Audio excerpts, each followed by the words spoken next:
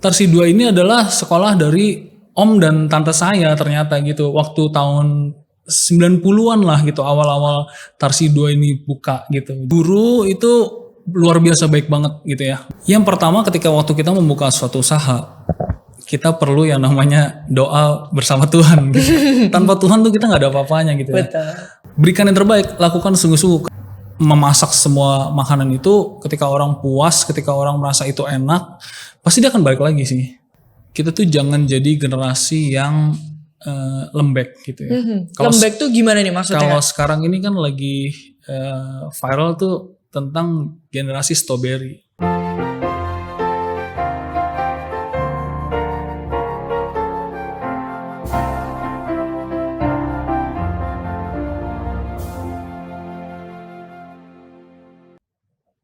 Halo Sobat YBHK, kembali lagi nih sama aku Bernadetta Dewanti Wahyuningtyas dalam podcast Sukses Bersama YBHK. Nah, di podcast episode ke-86 ini, kita akan berbincang-bincang sesuai dengan tema kita hari ini, yaitu yang diambil dari core value YBHK, yaitu adalah bersyukur dan inovasi. Nah, di sini aku udah gak sendiri, aku sudah ada narasumber yang akan memeriahkan podcast kali ini. Boleh dikenalin Kak, namanya siapa? Oke, nama saya Christian Hartono. Kakak ini lulusan dari SMP SMA Tarsi 2 atau dari SMP-nya aja nih Kak? Aku dari SMP dan SMA. Oh, jadi nyambung ya Kak SMP Iya, SMA-nya. Nah, boleh diceritain gak sih Kak, kenapa kok dulu tuh milihnya SMP Tarsisius 2 gitu? Kan sekolah di Jakarta Barat ini kan banyak nih. Kenapa nih kok Tarsi 2 gitu? Sebenarnya dulu tuh aku tuh SD-nya kan di daerah Kepaduri sana gitu ya. Lalu kebetulan banget pada tahun itu memang kita tuh pindah rumah daerah Kemanggisan ini gitu. Tapi waktu itu pas mau masuk SMP, jadi ada 2 sekolah sebenarnya yang udah mau dipilih gitu ya, salah satu. Nah lalu ya akhirnya kita pilih Tarsisius 2 karena waktu itu memang kebetulan dekat dengan rumah gitu loh. Jadi memang ya tinggal jalan kaki, aksesnya juga mudah kan gitu. Toh juga kebetulan juga Tarsi 2 ini adalah sekolah dari om dan tante saya ternyata gitu. Waktu tahun 90-an lah gitu, awal-awal Tarsi 2 ini buka gitu. Jadi ya gak satu kebetulan gitu. Oh, jadi sekalian aja karena udah pernah ada yang masuk ke sini gitu ya Kak. Betul. Gitu. Nah, Kakak kan di Tarsi 2 ini SMP dan SMA nih. Boleh diceritain gak sih Kak kayak hal-hal yang seru atau hal-hal yang apa ya masih dikenang nih sampai sekarang? Oke, selama SMP lah ya. Kalau SMP itu biasanya kita tuh anak-anak di mana yang memang lagi bandel-bandelnya, lagi usil-usilnya gitu, yang lagi memang apa ya, lagi kan dari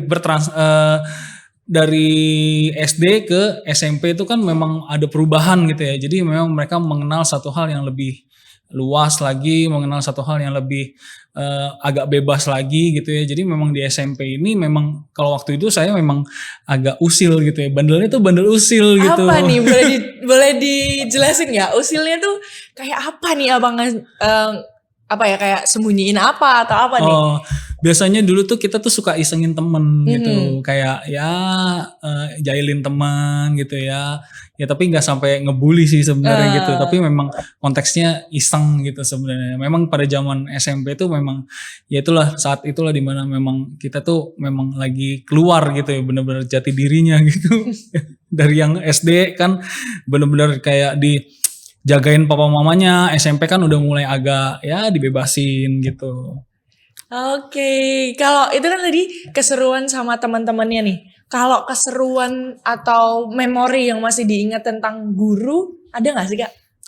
Kalau guru itu luar biasa baik banget gitu ya. Buat guru-guru di SMP Tars itu baik-baik banget gitu ya. Memang mereka tuh mendidik, mengayomi setiap anak-anak gitu ya. Kalau setiap anak-anak yang punya masalah, problem ataupun apa, itu guru BK-nya juga membantu sekali, dari wali kelas semuanya mendidik dengan sangat baik gitu ya buat setiap murid-muridnya gitu sih. Terus kakak tadi kan dari SMP Tarsisius 2 nih. Nah sekarang aku mau tanya nih Kak, ada nggak sih Kak bedanya visual secara gedung sekolah nih waktu kakak sekolah sama tadi pagi nih kakak datang ke sekolah? Visual gedungnya itu ya kalau sekarang itu lebih baik ya, lebih bagus karena udah ada beberapa yang ditambahkan, ada beberapa yang di renov gitu ya. Lebih bagus, lebih baik dan lebih cukup baik gitu ya buat setiap kita yang ini. Kalau zaman dulu kan memang ya sekolahnya cukup dari tahun 90-an ini sekolah ada sampai 2000-an itu kan cukup lama ya, berarti 10 tahunan gitu ya. Tapi kesini makin cukup baik gitu, cukup bagus gitu. Memang dipersiapkan untuk jadi yang lebih baik tiap Betul, tahunnya ya. gitu ya. Nah, terus selama sekolah di Tarsisius nih, boleh dari SMP, boleh dari SMA-nya nih Kak. Nilai-nilai positif apa yang Kakak dapet tuh selama sekolah, terus kebawa nih sampai sekarang mungkin sampai ke dunia kerja, dunia pertemanan dan segala macam. Nilai-nilai apa yang didapat itu adalah nilai-nilai kejujuran, nilai-nilai ketaatan, semua ini didikan dari setiap guru-guru yang ada gitu ya. Karena memang setiap guru itu membantu setiap murid-muridnya untuk punya nilai-nilai yang baik gitu ya. Ya itu aku ada memang bawa gitu nilai-nilai kejujuran, itu sangat penting apalagi di dunia sekarang ini orang jujur itu kan susah gitu. Betul. Ya. Susah banget dan itu nilai kejujuran itu penting karena sekali kita nggak jujur itu kan susah buat orang percaya buat setiap kita gitu ya. Ya terus juga semuanya juga buat kita juga pasti dapat nilai-nilai yang baik sih pastinya gitu. Wow, terus kan tadi kakak bilang bahwa rumahnya dengan sekolah Tarsi kan deket nih Kak. Nah biasanya itu kan kayak ada tantangan-tantangannya nih kalau mau sekolah dengan jarak yang deket gitu kan. Nah apa aja sih Kak tantangan-tantangan selama kakak sekolah di Tarsisius 2 tuh? Tantangannya adalah ya itu ya ketika kita sedang ditanamin sebuah nilai itu cukup tantangan buat kita gitu ya karena kan kita sekolah ini kan belajar gitu ya. Jadi ketika waktu kita belajar itu kita butuh proses gitu ya. Dan itu gak mudah buat setiap orang itu mau diproses gitu. Apalagi anak sekarang gitu ya. Ya maunya jiwanya bebas, maunya jiwanya instan gitu ya. Jadi ya di sini inilah tempat dimana kita belajar gitu. Wow, kenangan-kenangan semasa sekolah tuh ternyata masih tersimpan rapi dan baik ya Kak. Padahal udah lulus tahun berapa nih Kak? Lulusnya di 2007. Oh di 2007. Ya masih deket lah ya sama 2023. Nah tadi kan kita bicara tentang masa-masa sekolah, masa-masa kakak beberapa tahun yang lalu nih. Nah sekarang aku mau ngomongin topik tentang zaman sekarang nih Kak. Zaman dimana kakak sudah kerja, zaman dimana kakak sudah ya ada di 2023 lah intinya. Nah yang pertama adalah aku mau nanya nih Kak. Kakak nih kuliah di mana, jurusan apa, kenapa nih Kak ngambil jurusan itu gitu? Oke. Aku itu kan SMA-nya tuh kan di Tarsi 2 tapi jurusan IPS gitu ya. Jadi pada zaman itu IPA dan IPS tuh memang nggak bisa semuanya ngambil jurusan gitu ya di kuliah. Lalu kebetulan aku memang basicnya ekonomi. Nah, aku kuliah di Universitas Esa Unggul. Tapi aku ambil jurusan manajemen gitu ya. Kenapa aku ambil manajemen? Karena memang aku tuh memang suka sifatnya memang untuk memanage. Pada zaman itu memang kita tuh kayak manajemen tuh kayak tukang ngatur gitu ya. Tapi ternyata nggak sampai situ gitu ya. Ternyata manajemen itu cukup luas gitu ya. Bukan sekedar cuman mengatur dengan baik. Ya ternyata banyak detailnya gitu ya. Dari segi keuangan, dari segi pengaturan yang lainnya gitu ya, itu cukup detail gitu di situ. Nah, kan kita tahu nih manajemen kan menghitung pokoknya it's about business gitu kan Kak. Nah, apakah kakak menerapkan menerapkan kuliah kakak itu untuk masa sekarang? Diterapkan, sangat banget diterapkan gitu ya, karena kuliah itu kan lebih belajar gitu ya. Tapi ketika nanti prakteknya itu udah ketika nanti waktu dia bekerja gitu loh. Waktu ketika dia bekerja, ternyata nilai yang gue pelajarin di kuliah, di SMA itu terpakai semua gitu ya. Makanya tadi kan aku udah bilang kan kita tuh butuh banget orang-orang yang jujur, butuh banget orang-orang yang melakukan itu yang terbaik gitu ya. Karena nggak bisa asal gitu ya. Kalau asal ya jadinya semuanya berantakan gitu loh. Betul. Nah, tantangan apa yang kakak alami selama kuliah nih?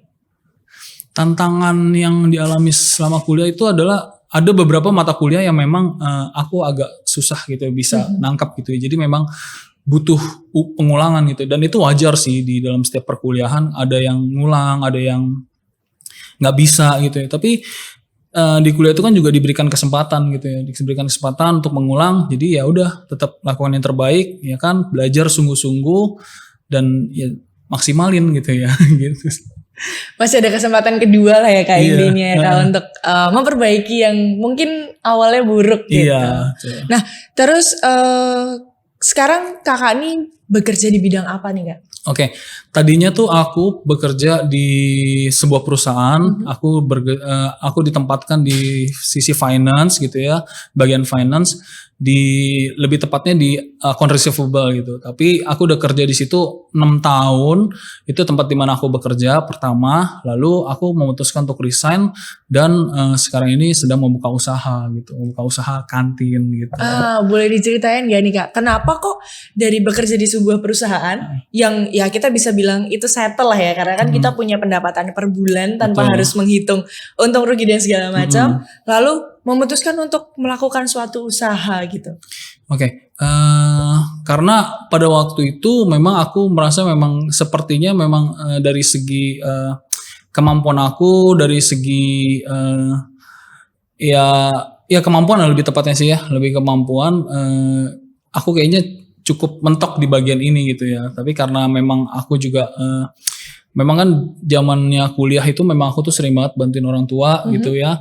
Jadi aku udah terbiasa bekerja seperti ini, lalu juga setiap nilai-nilai yang aku dapetin di kuliah, di sekolah gitu ya, bahkan di gereja gitu ya, aku tanamin di pekerjaan ini gitu ya. Sekarang ini yang pekerjaan ketika ada di kantin ini gitu ya, memanage dari segi keuangan, memanage dari segi pengaturan jadwal semuanya, itu kita kerjakan sendiri gitu ya. Gitu. Jadi memang itu punya plan. Jadi punya planning keuangan gitu ya, mengatur keuangan gitu ya. Dan itu aku jalan itu dengan rasa sukacita sih gitu. Wow. Nah, aku mau nanya nih Kak. Memulai bisnis kan nggak gampang nih Kak. Betul. Memulai bisnis kan kita harus tahu nih harus apa dulu, harus apa dulu. Nah, suka dukanya apa sih Kak? Boleh nih diceritain sukanya dulu deh. Sukanya memulai bisnis itu adalah kita punya sendiri. Ya benar kan ya? Betul. Kita yang ngatur sendiri sesuka-sukanya kita gitu ya. Kita bisa kembangin sendiri, ya itu sukanya gitu ya. Itu bonus juga gitu ya.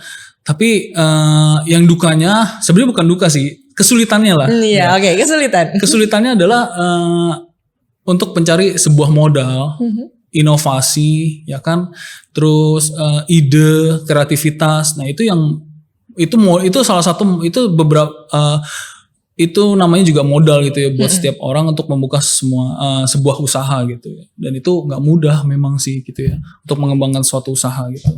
Nah. Kan kalau usaha kan pasti ada di mana untung, ada di mana tidak mencapai target. Betul. Gitu. Nah, gimana caranya kakak nih untuk pada saat tidak mencapai target nih ya, gimana caranya kakak untuk kayak tetap terus percaya bahwa bisnis ini tuh terus berjalan dengan baik gitu? Yang pertama ketika waktu kita membuka suatu usaha, kita perlu yang namanya doa bersama Tuhan gitu. Tanpa Tuhan tuh kita gak ada apa-apanya gitu ya. Betul. Tapi ketika kita sungguh-sungguh melakukan yang terbaik seperti untuk Tuhan gitu ya, firman-Nya ada gitu ya, yang kita percaya memang ini adalah tuntunan Tuhan, pasti ada satu yang namanya penyertaan Tuhan, dan itu kasih karunia buat setiap kita gitu ya.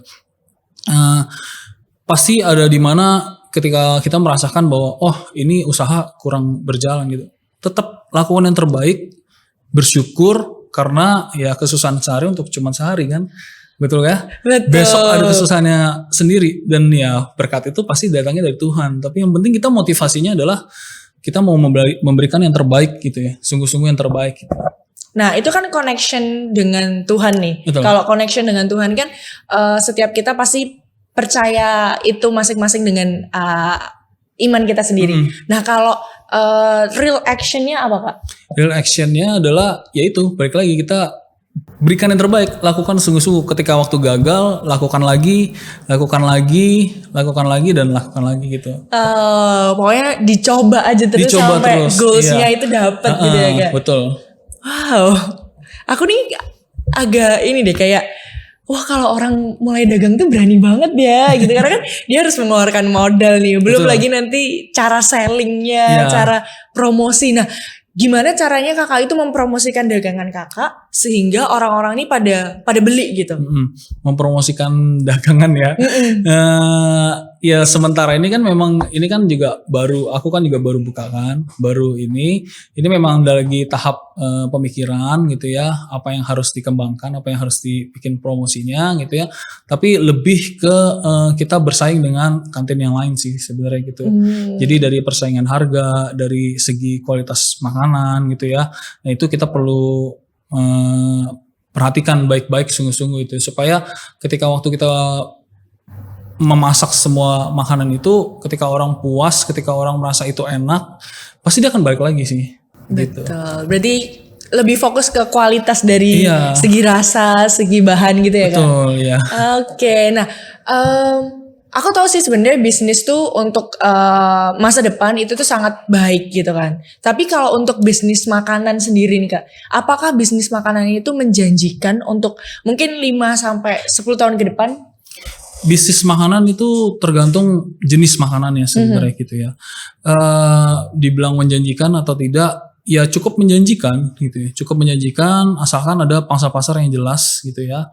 Asalkan benar-benar ada modal yang cukup, asalkan juga benar-benar ada kreativitas di dalamnya gitu ya, supaya orang itu juga tertarik untuk membelinya gitu ya. Oke, berarti berkembang atau tidaknya tergantung lagi sama yang jualan ya Kak? Betul. Kayak contoh sekarang kan di mana-mana tuh kopi berjamuran gitu ya. Betul. Gitu ya. Miss Tita suka kopi kan? Iya. Suka ya? Biasa kopi apa nih? Biasanya kopi susu doang sih. Kopi susu doang. Biasa-biasa aja. Oh ya, ini kan banyak banget nih kopi di mana-mana tuh kopi lah gitu ya. Cuman nggak semuanya kopi yang ada itu yang mereka jual itu enak dan pas gitu rasanya gitu ya. Kayak dari pemilihan bahan bakunya, rasanya, kualitasnya gitu ya. Tapi ujung-ujungnya juga banyak kalau kita lihat merek-merek yang udah ada itu juga udah redup tuh, mulai redup. Jadi redup satu, tumbuh lagi satu, redup lagi, tumbuh lagi satu gitu. Bener nggak?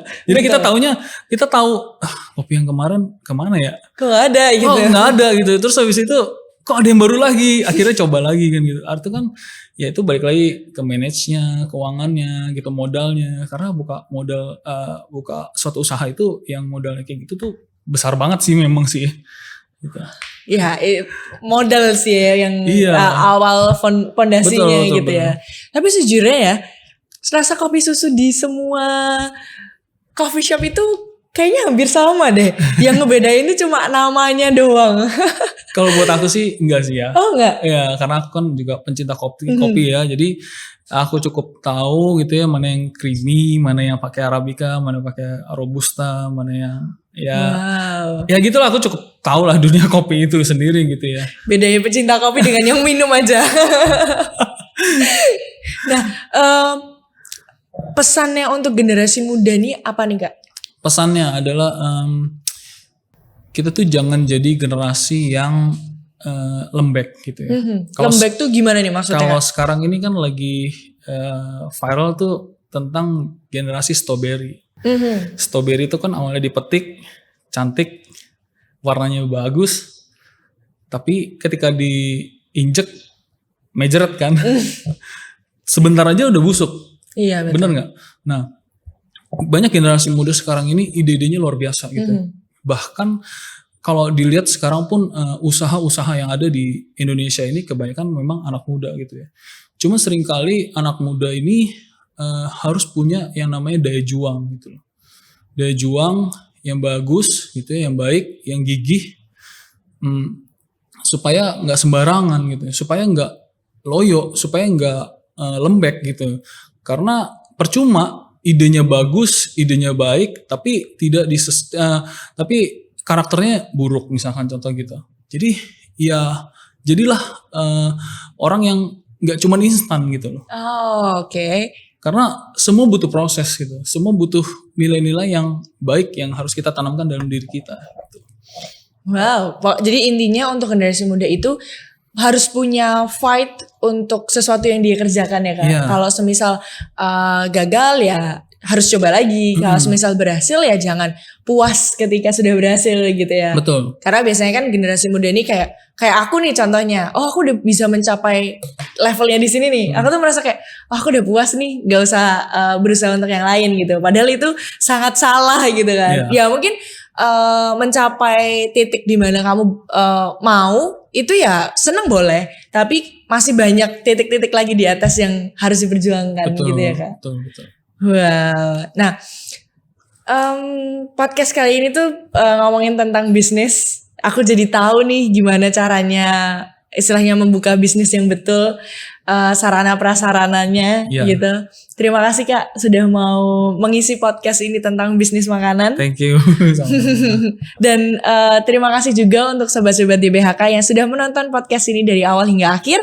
Saya Bernadetta Dewanti Wahyuningtyas dan Christian Hartono. Pamit undur diri dan sampai jumpa di podcast selanjutnya. Bye. Bye.